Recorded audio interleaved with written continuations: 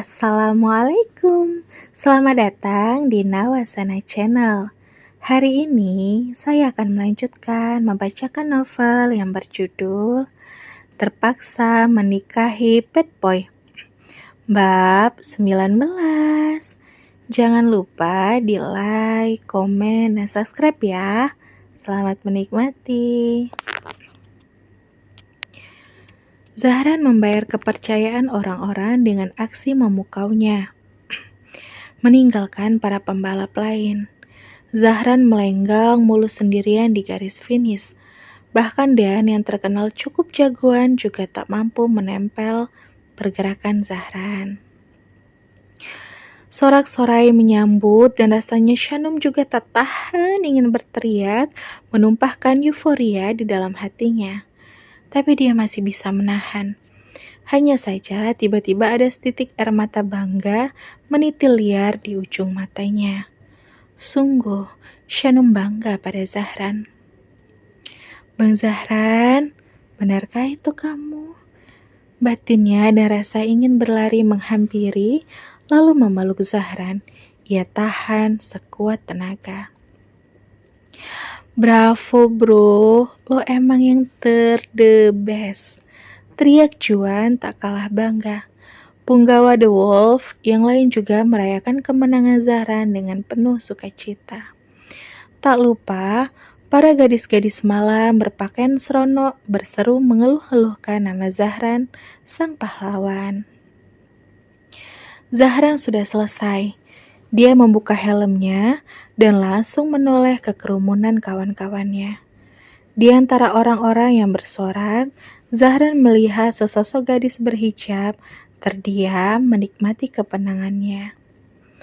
Kemenangan malam ini aku persembahkan untukmu Shanum, batinnya, dan matanya terus menatap pada Shanum yang berdiri beradius sekitar 5 meter saja darinya saat ini. Barulah setelah itu beberapa pembalap lain menyusul dan hanya bisa menelan kekecewaan karena kalah telak dari Zahran. Zahran meninggalkan motornya dan berjalan ke arah teman-temannya, terutama pada Shanum. Congrats bro, lo akhirnya kembali dan mendominasi, ucap Gary menyambut.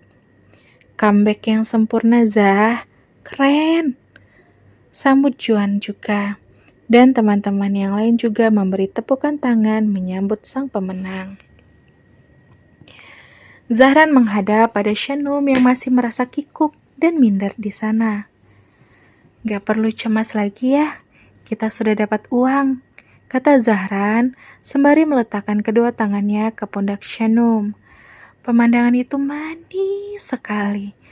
Bahkan Juan pun curiga kalau Zahran telah memiliki rasa untuk Shanum. Gimana dengan si Mel bro? Yakin lo gak akan jatuh cinta sama cewek berhijab ini? Batin Juan dan tanpa sadar terus memperhatikan momen kebersamaan Zahran dan Shanum. Terima kasih banyak bang. Terima kasih, ucap Shanum dengan tatapan mata penuh binar, menunjukkan betapa Shanum senang dan terharu. Tiada kata yang bisa ia ucapkan selain itu. Peluk dong, seru Gary menggoda. Shanum malah tambah salah tingkah. Peluk aja abang Zahran, Shanum kan udah muhrim. Ahai, ayang, mana ayang? Goda Yaris juga dan didorong dengan siulan menggoda dari kawan-kawan Zahran yang lain. Akhirnya, secara spontan, Zahran menarik diri Shanum dan menjatuhkannya ke dalam pelukannya. Sweet, yang tersaji saat ini memang teramat sangat manis, membuat siapapun merasakan romansanya. Shanum sudah jatuh semakin dalam ke dalam perasaan cintanya terhadap Zahran. Pelukan Zahran yang nyaman membuat Shanum semakin yakin kalau dirinya memang telah jatuh cinta. Entah dengan Zahran apa yang dia rasakan saat ini masih samar. Entah Zahran hanya sekedar peduli atau memang sudah jatuh juga pada perasaan yang sama dengan Shanum. Dan setelah dinyatakan sebagai pemenang yang mutlak, Zahran menerima sebuah amplop tebal sebagai hadiah dari perjuangannya. Zahran menghitung lembar demi lembar dan hanya menyisihkan sejumlah uang yang ia butuhkan saja, walaupun Juan merelakan semuanya untuk Zahran.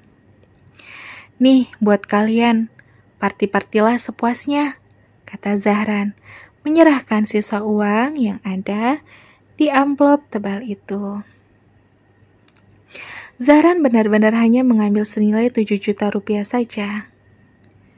"Ambil aja semua, bro. Lo sama Shanum pasti lebih butuh uang ini dibanding kita semua," kata Juan awalnya menolak. "Ini udah cukup. Thanks banget ya, bro. Thanks semua." Zahran kekeh dan hanya mengambil separuhnya saja. "Lo nggak ikut party?" seru salah satu teman. "Nggak lah, gue balik sekarang ya." "Ya udah, nih bawa motor gue," tawarkan Gary lalu memberikan kunci motor metiknya. "Loh? Gue nebeng sama yang lain aja nanti. Ini udah dini hari, bro.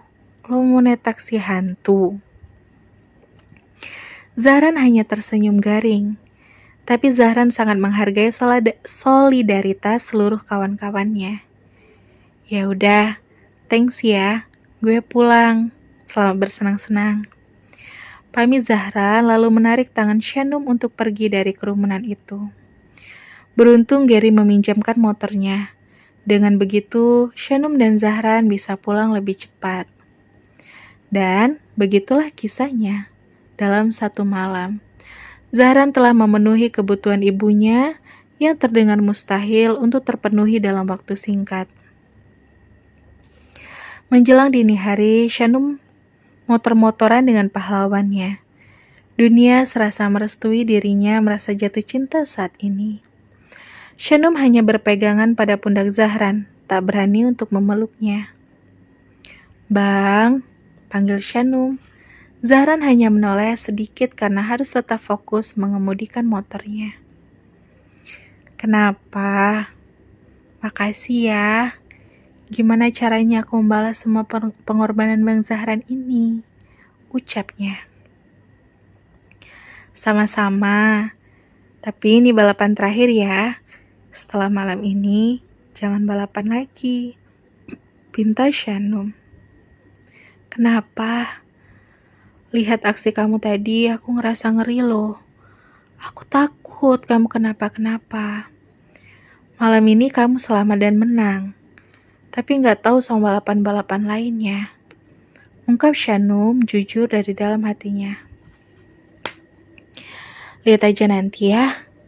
Oh iya, besok pagi kamu langsung kasihkan uangnya ke rentenir itu. Jangan dikasih ke ibu kamu ya," kata Zahran. "Loh, kenapa bang? Kenapa nggak langsung dikasih ke ibu aja?" "Takutnya uang itu nggak sampai ke tangan si rentenir. Bukannya apa-apa. Jujur aja bang nggak percaya sama ibu," jawab Zahran. Dia juga bicara dengan jujuran kalau dirinya meragukan ibu mertuanya. "Iya sih, sekalian aku mau bilang sama Tante Gita buat gak ngasih-ngasih lagi pinjaman sama ibu." "Ya, sebaiknya begitu." Dan setelah menempuh perjalanan pulang yang manis itu, mereka pun sampai di rumah kontrakan mereka. Zahran memarkir motornya di depan rumah. "Aman kan kita simpan di sini?" tanya Zahran, takut kalau motornya tiba-tiba hilang. Terlebih itu adalah motor milik Gary. "Aman kok, tiap malam ada yang ronda," jawab Shanum. Mereka pun sudah masuk ke dalam rumah. Shanum merasa harus memberi perhatian lebih untuk Zahran. Mana mungkin Shanum enak-enakan tidur di dalam kamar, di atas kasur yang empuk, sementara Zahran yang telah berjuang malah tidur beralas tikar di tengah ruangan yang sempit itu. Shanum pun berinisiatif. "Bang," Shanum tak lekas masuk ke dalam kamarnya. "Apalagi, tidurlah. Walaupun balapannya gak sampai 10 menit, tapi pasti badan abang pegal-pegal. Apalagi seharian kerja di bengkel. Terus, Pasti tambah pegal-pegal deh kalau cuma baringan di atas tikar. Lantas, kau boleh tidur di kamar di atas kasur yang sama denganku. Ajak Shanum tanpa berani melakukan kontak mata dengan Zahran yang cukup terkejut dengan ajakan Shanum itu. Jangan salah paham dulu. Maksudku, kita bisa berbaring, berbagi kasur, dibatasi sama guling. Gitu maksudnya. Lagian, kita bisa menjaga diri kita masing-masing kan? Shanum langsung klarifikasi dengan kata-kata ambigunya. Shanum tak ingin dianggap mesum oleh Zahran, karena sungguh Shanum tak ada pikiran seperti itu. Niat Shanum hanya ingin membuat tubuh Zahran merasa lebih nyaman daripada harus tidur di atas lantai beralas tikar. Alhasil, Zahran dan Shanum berbaring di atas kasur yang sama. Di antara mereka dibatasi oleh sebuah guling yang melintang membatasi jarak mereka. Walau hanya seperti itu, Shanum jadi deg-degan. Tapi dia tak tega kalau harus membiarkan Zahran dikerubuni nyamuk setiap malam di luar kamar sana. Jika mereka bisa menahan hasrat dan menjaga diri masing-masing, sedekat apapun jarak mereka, maka takkan mungkin terjadi hal-hal yang lebih daripada itu. Apalagi Zahran sudah berjanji tak akan menodai Shanum. Zahran memunggungi Shanum. Begitupun dengan Shanum. Mereka tak melakukan kontak apapun. Zahran menganggap Shanum sudah tidur. Begitupun dengan Shanum. Shanum mengira kalau hanya dirinya saja yang terjaga dan tak bisa tidur karena nervous. Padahal mereka berdua sama-sama tak bisa tidur. Dan bersambung. Sampai ketemu di bab selanjutnya ya. Wassalamualaikum.